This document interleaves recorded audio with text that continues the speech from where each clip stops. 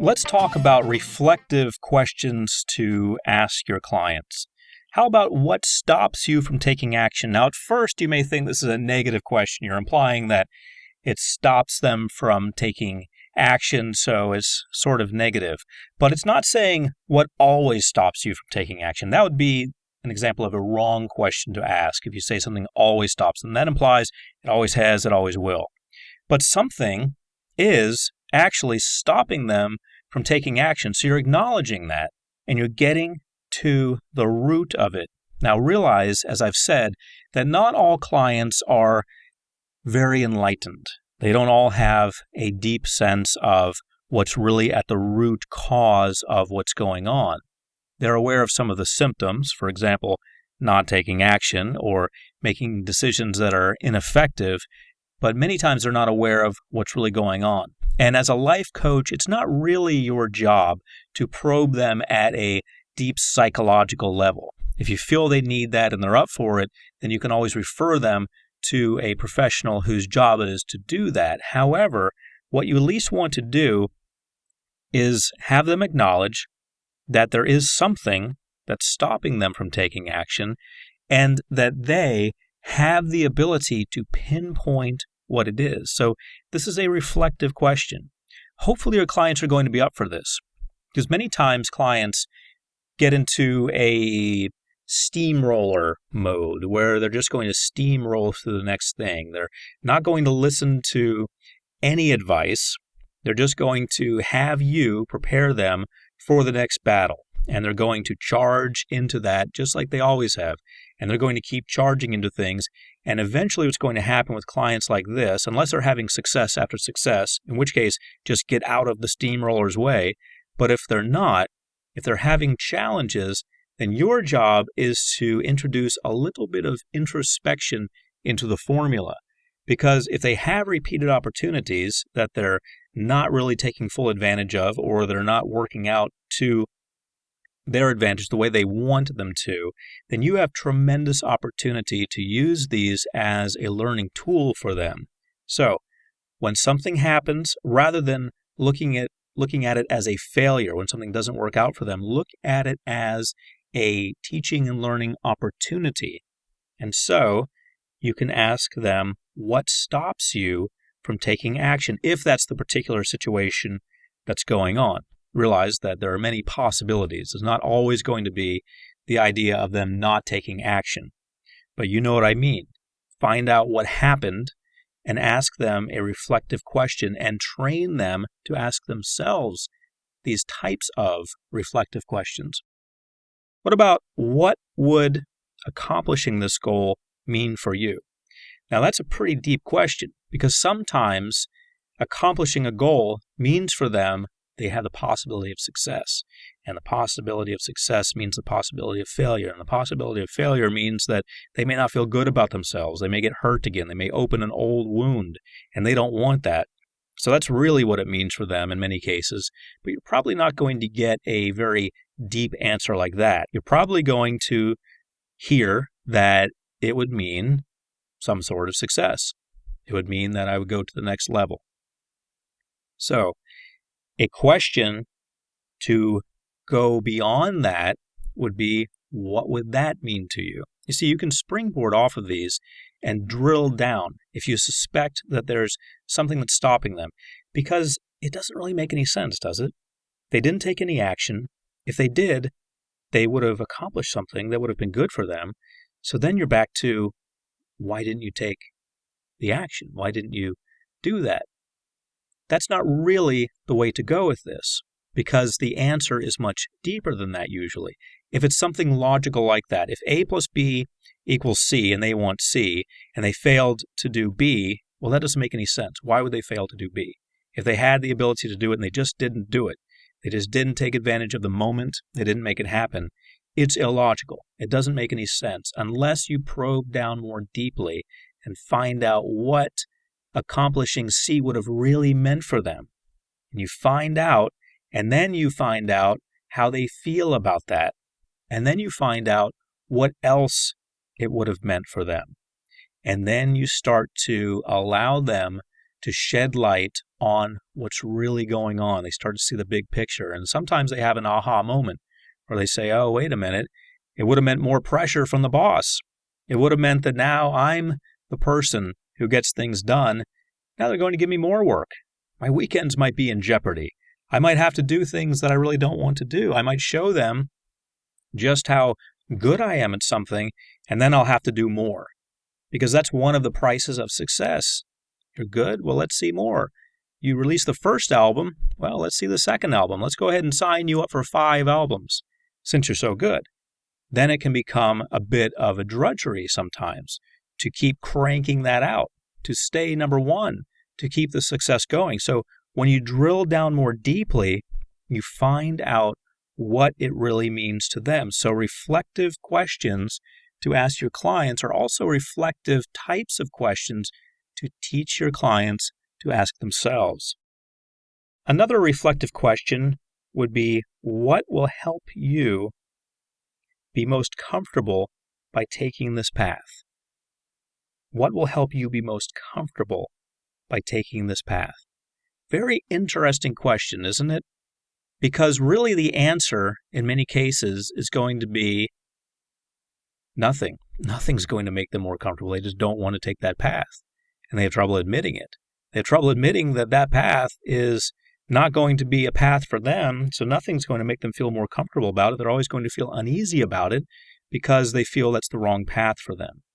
So realize that even questions that you suspect are going to lead to somewhere like that are valid questions, because that helps them to uncover what's really going on. That helps them to get insight into what's really happening. And what's really happening in many cases is that they are sabotaging themselves, they are stopping themselves, they are standing in their own way because they don't want to go to the next level. So let's look at that question again. What will help you be most comfortable by taking this path? Let's say that they really do want to take the path, but there's something that's in their way. There's something they don't understand, or there's something that they're uncertain about. Well, then you have distinctions along those lines.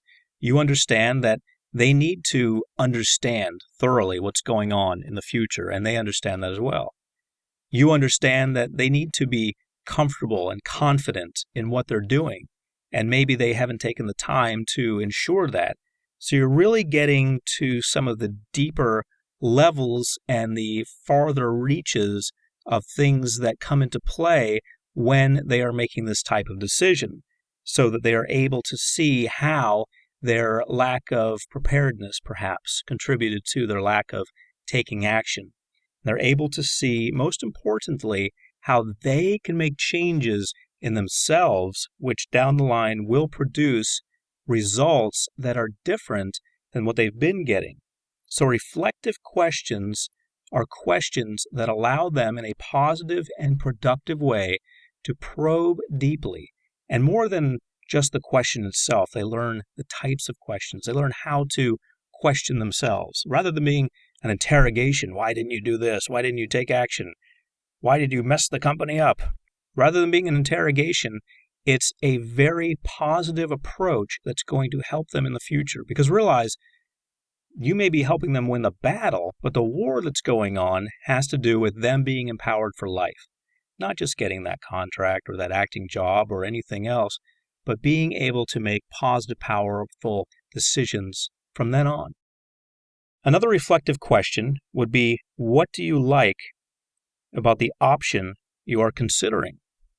Now, sometimes the answer is nothing. I don't like anything about it.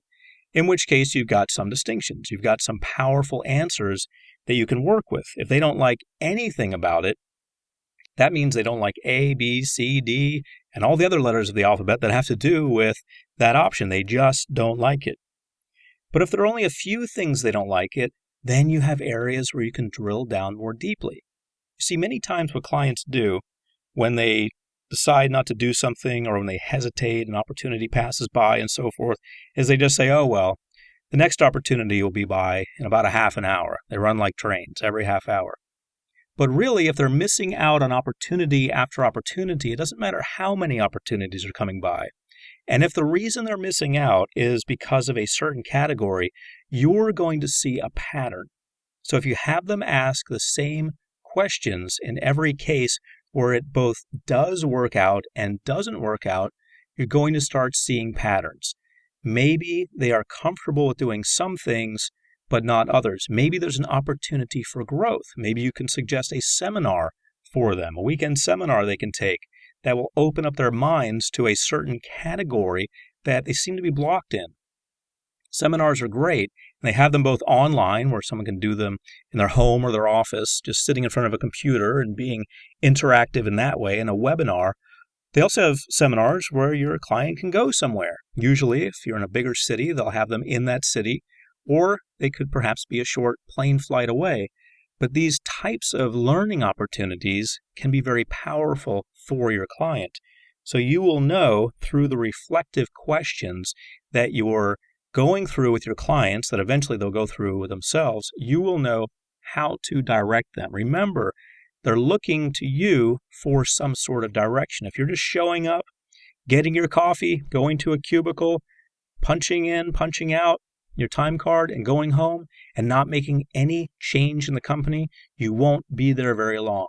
Your job is a lot more difficult than that, if you will. It's a lot more challenging than that. And I hope you're up for it. I hope you're up for the difficulty and the challenge, because it can be fun. It's more exciting than that. It's more exciting than just filing mail or filing files or answering the phone. You are there to cause something to happen. You're there as a catalyst for change. So you should always be looking for ways to fulfill your purpose. One of those ways is through having your client ask themselves questions and finding out from that what the bigger picture is, what the real challenge for them is. What tells you that this is what you would achieve? Interesting question, isn't it? What tells you that this is what you would achieve? So, let's say, for example, that they think that they're going to get something by doing whatever it is they're going to do, or whatever it is they're not going to do. They think they're going to get either a positive result if they go through with it, or a negative result if they don't.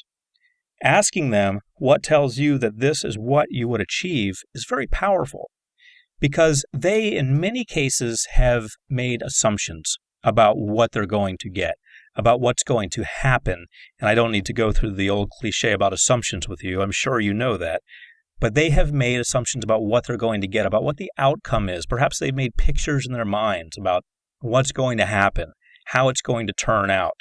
And they are certain about that in most cases. Oh, I know if I sign this contract, it sounds good, but really what's going to happen is this.